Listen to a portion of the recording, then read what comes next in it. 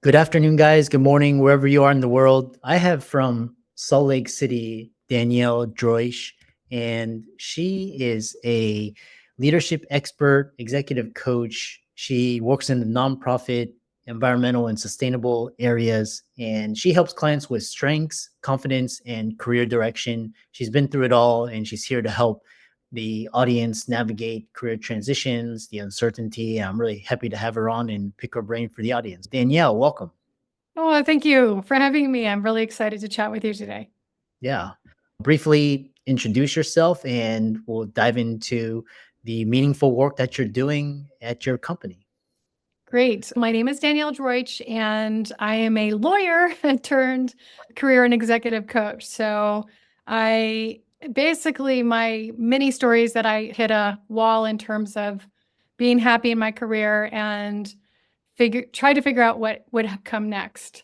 And the journey I went on and what I learned, and both the things that helped me get clarity, but also what surprised me is what I work with professionals on today. I'm really excited to share my best secrets for how to navigate a career pivot or a transition, or just this idea of building your next chapter. Mhm. Yeah. And one thing that a lot of my clients or people in the audience struggling with, a lot of them are mid-career doctors, dentists. They follow this established but these days more and more people are turning to gigs and multiple incomes and investments and entrepreneurs. How can people figure out how they work, how to love work, what they're meant to do if they don't fit into these kind of cookie cutter professions? Yes, it's such a good question because I took that same journey of I was in a cookie cutter sort of full-time equivalent role and then found myself with a lot of ideas. And the ideas were every single possible idea that one could have. And it was a very messy process. So I'd love to help people not repeat what I did.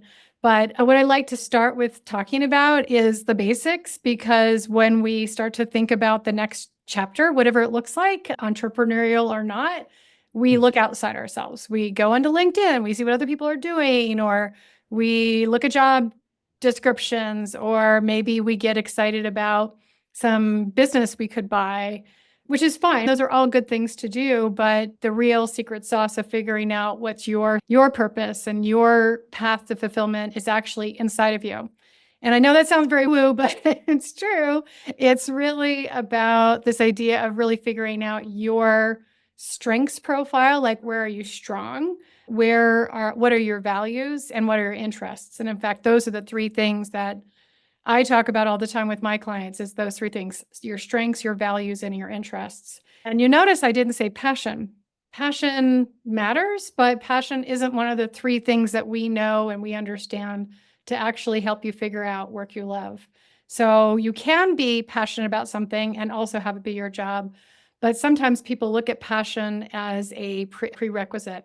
And in fact, I worked for, and I still do to an extent, in the climate space. For me, working on climate change is crucially important. It's a passion. But that particular passion didn't necessarily equal fulfillment for me.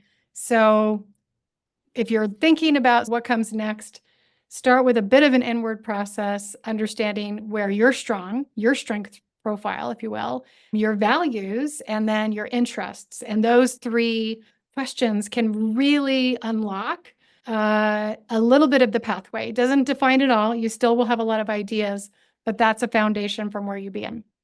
Mm, yeah. A lot of what's interesting is this kind of, I think millennials are positioned, and I think Gen Xers were the first generation that kind of had to really shift to this new concept of work, and like millennials have it a little bit easier. Gen Z and Gen Alpha, they have the world at their fingertips. What is about the current situation that the workforce is so unhappy? What is all the big resignation all about? Yeah, so we're still going through all of these machinations because we had the great resignation, but now that's over. But this story of what's happened to work really goes back before. It's gone, like, we're talking about 20 or 30 years where we had our grandparent or parents or grandparents. For them, it was you go to work, you get a job, you get a good job, you get a good pay, you get a house, you have kids. And that's really what they cared about, really. And we have that information from the polls. It's really what mattered. And the workplace is still organized around those same principles. And this is the thing, people have changed, but the workplace really hasn't changed. And so now you have all these people saying, I don't really want to go 9 to 5. I don't really want to be handcuffed to my job anymore. But the workplace is still run by people and led by people who live that sort of model of 9 to 5, go to work. And so that's why we have this. It's a bit of a revolt that's going on. But what's happened is that what matters to people has changed. So before it did matter, have a good job, 9 to 5, be able to have enough money to buy a house. That's not the priority. That's not the priority anymore. The priority now is you really want to love your job. You need to feel fulfilled. And that is way higher than it ever was before. Our parents and grandparents, it actually didn't matter to them as much as it matters to people like me and maybe you and the people that you're listening right now. So this idea of fulfillment is people are looking for jobs where they feel engaged. And that's the key word, is engagement.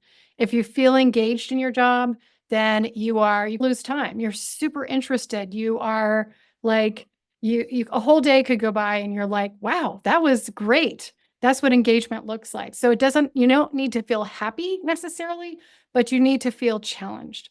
And so that new recipe for the workforce is what millennials, Gen Y, or Gen X, I'm Gen X, what we're looking for.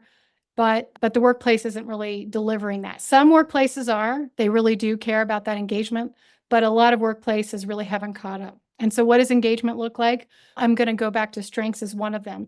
There's 8 to 12 measures of engagement. I'm not going to go through them all right now, but a couple of them are you have a chance to use your strengths every single day. That's someone that you feel that idea of purpose, that you feel that idea of creating impact, that you have a close friend or someone at work that you can connect with. Those are 3 examples of engagement. It's not necessarily that you're passionate about the mission of where you work.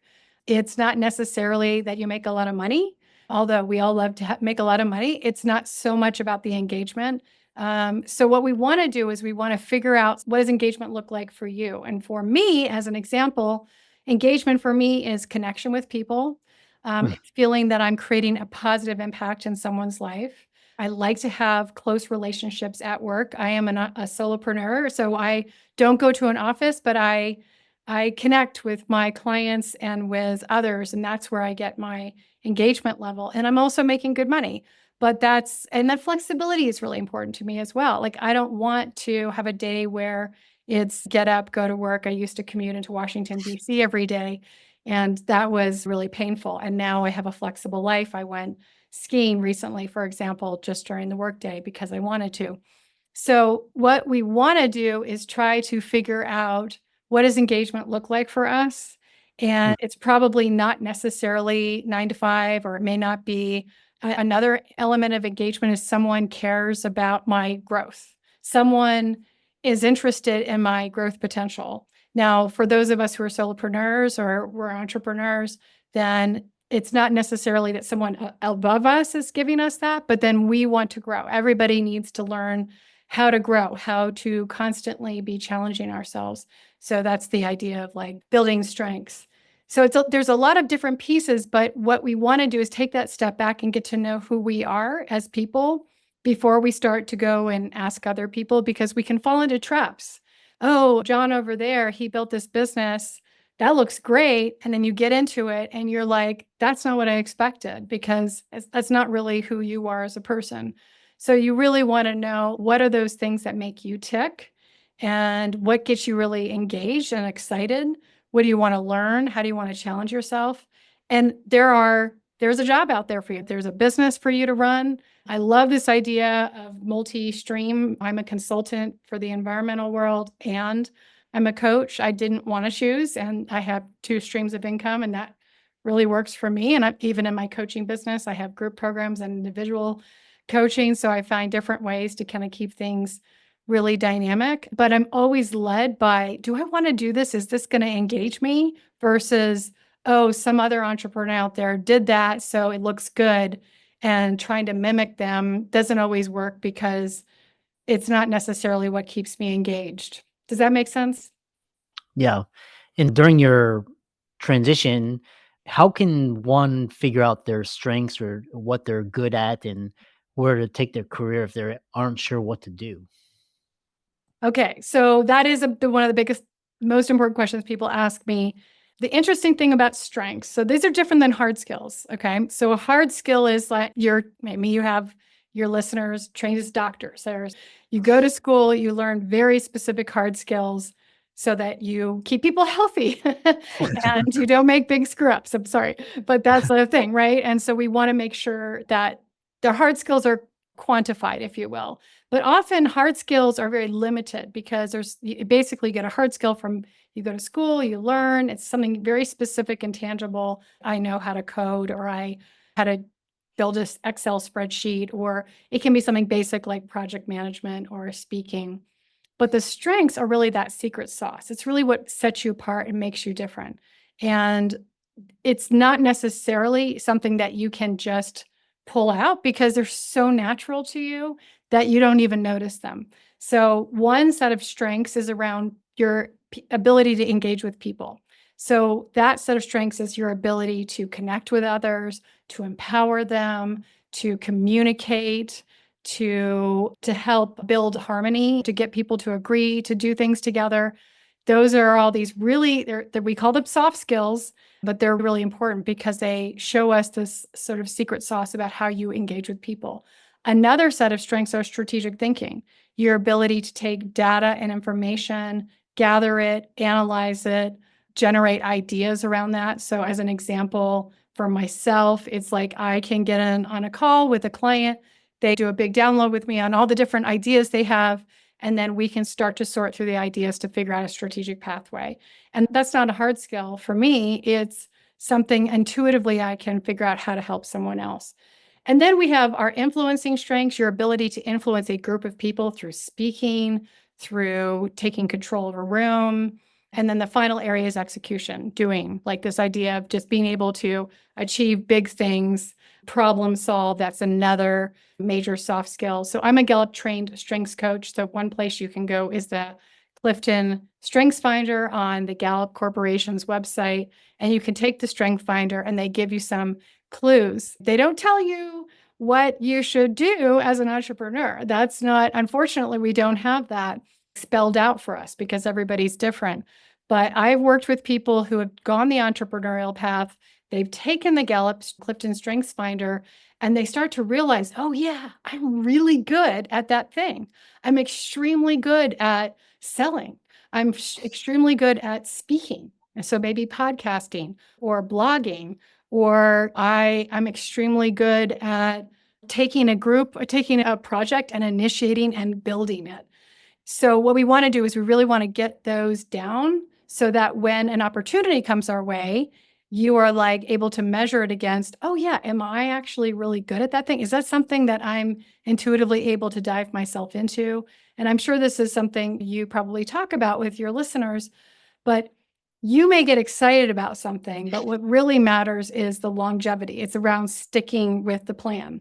It's if you're going to build a business or you're going to build something entrepreneurial, and there's so many opportunities out there. It's infinite, right? The number of possibilities for people to actually make money outside sort of the traditional workforce.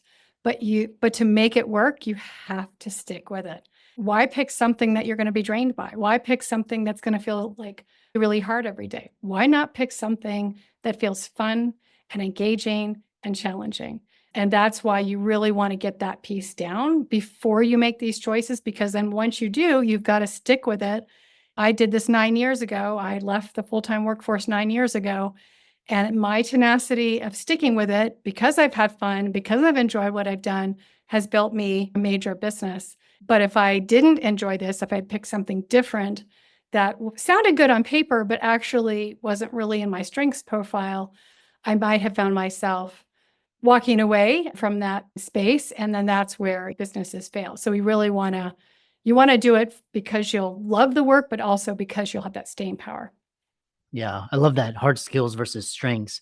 So the other component of work is, and I know because a lot of people, it's not just business, finance, and career, it's also who they work with. And also, this idea of a partner and your relationships is also changing with the younger generation. What is your advice for the younger generation? Because a lot of, I read this article where just like millennials and Gen Z, they have a partner, but they were not gonna commit because that's very unstable and it's very high risk, and they rather put it into their career. So what is your tips or tricks for people that want to succeed in their career, but also have fulfilling positive relationships without all the drama like divorce and custody battles and lawsuits and all of that? Yeah, so I'm absolutely we I'll start with this. I think we all do this. I've done this. Put a lot of pressure on career to be that fulfillment bucket. And I've talked to a lot of people. I talked to hundreds of people and it's like the career, the career. And I want it too. Like the career, we spend whatever, 8+ hours a day, many of us in our careers. And yet it's not really about just our career. If you were to look at some other places in the world, they have something called ikigai. I'm not sure if anybody's ever talked to you about ikigai before, but ikigai is a reason for being, essentially. And that's what it means, the translation. And it's your vocation is one piece of that, but it's really about your holistic, it's really defined by a bigger set of things. Hmm. So, my biggest piece of advice is to take that step back and look at your life and not just focus on the career piece. The career piece is important. Like, I'm a career coach, I get it. But I have found a lot of my fulfillment outside work. And so I volunteer, I nurture certain relationships, friendships, but also my relationship with my husband. I have a family. I spend time thinking about travel, making sure that my year is filled with experiential opportunities. For me, it's not about stuff, it's about experiences. And so I think we do get tripped up focusing really too heavily on the career, because when we take that step back and look at our strengths, look at our values, and look at our interests, you will find things that will be in your interest area that may not fit into your career. And that's okay. It's like totally fine. If you can pursue your interest outside your career, then do that. Don't wait for the career to suddenly line up perfectly. Same goes for values. You can live your values without necessarily making sure you work for the perfect company that has all the values you do. So I think that what I have seen is just this pressure that younger generations have placed on the career. And I ask people to step back from that. Not that we all have to make money, but to look more holistically, because that fulfillment that you asked me about, the fulfillment doesn't come from whether you have a great job or not. The fulfillment comes from how you design your life. And sometimes your job will be great and it will be fulfilling, or aspects of it will be, but other times it may be the job is meeting an economic need, but then outside work, you can actually build that fulfillment piece. So that's where I usually begin with people, because of the pressure we place on the career. But for those who really want to make the career piece extremely important, like in terms of fulfilling, then the next thing I suggest is taking risks. It's just it can be very safe to be in a nine to five job. And I help people get 9 to 5 jobs all the time. But when we talk about making a change, any change, even if you're staying in your current job, even if you're staying, but you want to make it more fulfilling, there still is risk, because you're stepping outside of some sort of comfort zone. So there is risk assigned with creating fulfillment in your life. And that means you need to try different things. You need to sometimes fall flat on your face and you fail. Sometimes you need to, have a conversation with someone and you'll learn that what you're dreamed about really isn't the dream, or you have to spend some money doing something that feels like, wow, maybe I have to invest in my business, or I have to make some sort of commitment. And those risks aren't always going to pay off. I can tell you many different times of I've spent money on something like a course or something, and I'm like, oh, that was not a great use of my money. And yet my decision to unplug from the daily commute to Washington, D.C., the 8 hours that I went there, the slog of trying to meet my performance reviews, all those things it was worth every single moment of fear and risk that I went through, because now I have a life I can look back on and I can say, I have 2 businesses, I have, flexibility, I have freedom, and I've built it around me. It's not really built on some other person's trajectory. Like, I had to design it based on my natural strengths and my values and my interests. And it's changing all the time. I'm constantly making tweaks and changes to my journey, but I think it's worth it because now I won't ever look back and regret that I didn't try. Mm. Realize your listeners, maybe what you don't want to ever do is look back on your life and say, wow, I wish I had done that thing. I know that there's risk. Sometimes pulling the plug on a job is hard. I will share this, though, that I built my entire business as a side hustle. So for 18 months, I was more than that because I actually trained to become a coach. So I probably spent 2.5 years building everything I needed to do so that when I pulled the plug, I had already built some level of income. So I'm pretty risk averse. I'm not going to just up and leave, but I created the extra space and time. And my daughter was 3 years old. And it was really a very intense time as a parent, but I was so committed to a different path. I knew that there had to have been a better way for my career, and I found it. And I know everyone listening to this call can as well, but it does take a little bit of risk taking to go forward. Yeah, you mentioned a lot of regret, and also I think Jeff Bezos, he talked about from that regret minimization framework. And Nice. yeah, and what was interesting is you mentioned lifestyle design, and when people aren't equipped with these skills, and part of lifestyle design is taking risk. And so what is your advice? Because you said take risk. Someone who is risk averse, like a doctor, they're not going to take risks. So, and then, but at this point, like they hate their careers. How Mhm. can people foster risk taking if they're risk averse?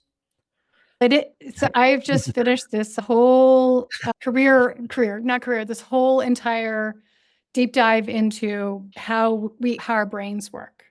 And so it's very interesting to me because a lot of what we do every day is run by our brain, right? We have like neural pathways in our brain and doctors would totally get this because they understand. It's not necessarily we do things because we choose to do them. We do them because our brain told us this was the pathway that you did.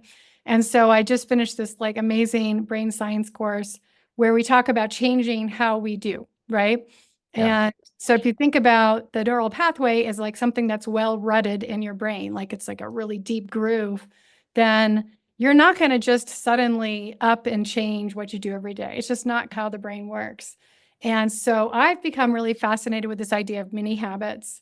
And the idea behind that is that we're not really looking for big, massive changes like when you go to the movie theater, right? You like go to the movie and then by 2 hours later, everything's changed. Everybody's married and has a new job. Everybody's happy. That's not how life works. It's never how life works. It's not we don't live in that.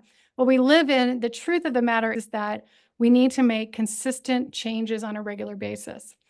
So if we're thinking about this idea of like maybe a doctor we all know that there's a regular sort of routine approach to being a doctor, and that's a rut in your brain, if you will. And you do that and it feels good because your brain's happy. Your brain doesn't want change. Your brain actually is very happy if things stay just the same. So it doesn't have to work very hard. So what does a risk look like? A risk could look like I'm going to take a course, or I am going to talk with a career coach, or I'm going to talk to you. Like, what are the ideas that are out there for me? I'm going to research. Maybe I want to buy a business and I want to know what that's about. I'm going to talk to people who have done this thing before because I want to learn from them. And that's actually pretty big stuff, stepping outside your comfort zone and even just trying on for size this idea of something that's different. So it's not about pulling the plug and saying, I quit, I'm going to start my whole life again. I'm going to just hopefully things figure out. It's just not really how most people do it. What most people do is they take some sort of risk for them And it starts with a small risk. It's a small risk might look, like I said, a sign for a course, hiring someone to talk to, meeting with someone who sells businesses. And all you're doing is allowing yourself that space of exploration so that you can explore. I will also share this, that we all have different conative styles. So a conative style is how you take action. And we don't think about conative styles like you might think about intelligence tests or personality tests, and everybody knows about those. But there's actually a way to measure your own conative style, which is just how you decide to move forward. And so some people require a lot more information than others.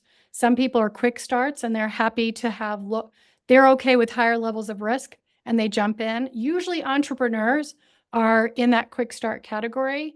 But if you have a conative style, which is more in the fact finder space, then you need lots of information and data. And I'm sure lots of doctors have that because that's how they got into the profession. So what you really want is to know, what data do I actually need in order to feel satisfied? Because if you in the never ever ending loop of data gathering, then you're not actually doing anything other than just gathering data. But if you're doing it because you want to decide, maybe I'll buy a business, as an example, I need to figure out how to do that while I'm still a doctor because I don't want to pull the plug just yet. I want to build an income stream. Then you gather just enough data to say, do I have enough data to make a decision? Yes or no? And we have to be aware of our conative styles, because the fact finders will spend endless time in the loop of fact finding and never take action. We don't want that. We also, the quick start, sometimes dive in a little bit too quickly and then they fail fast. So we want to manage like those who are a quick start. So it's not really, there's not a right way. It's just knowing your own style and knowing that the way you take action, as in you make decisions, may differ from person to person. It doesn't make you better or worse. It just means you need to know your own style, because ultimately, going back to this sort of regret issue, I'll tell you this, when I was in my job, I thought about it for about 3, 4, 5 years. I remember it very vividly because I kept researching different things. And I got to a point where I was like, wow, I have been like thinking about this for many years. I'm not doing anything. All I've been doing is a little bit of research on the side. And I regretted that I'd spent that much time doing nothing. And so I had to make a choice. Are you going to keep researching this? Or are you going to actually do something about it? And what came across my plate was a course, and it was a coaching course. And I instinctively signed up, not even knowing whether or not I wanted to be a coach. All I knew was that it sounded interesting, so I went ahead and did it. And it wasn't until I finished the course that I was like, oh, this is really interesting. So it wasn't like I had decided to be a coach. It was, this is interesting to me. I would probably learn something. And then I signed up. And that's low stakes, right? Signing up for a course is not a high stakes thing. The high stakes thing was when I, at the end of the course, was told, now you can launch a business. And that's when I was like, ooh, that's a whole different thing. But I went ahead and did it. I had a small business as a side hustle and then grew it. But what I'm trying to say is that you do want to be aware of what can you do that's small enough to actually move you forward. So you build a new neural pathway in your brain that says, you know what?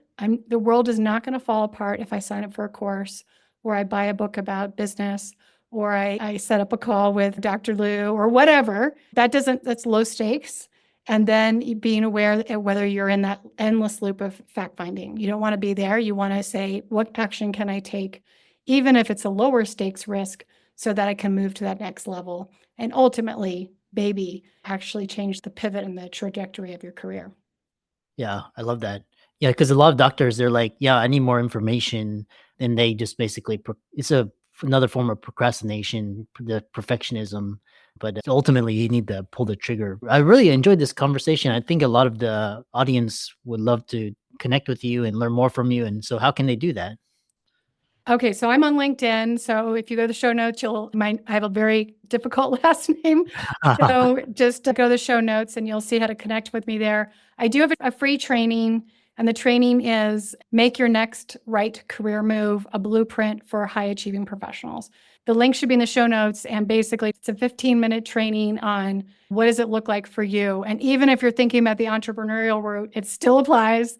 It's really what is the process for actually making that pivot And so take a look at that. And yeah, and if people want to connect with me on LinkedIn, but ultimately I want to leave people with a note. Don't find yourself regretting what you didn't do. Take that action, whatever it looks like for you, so that you can have the career you dream of, because everybody deserves that. Yeah, times are changing, and it's up to us to move forward and reinvent, make ourselves relevant.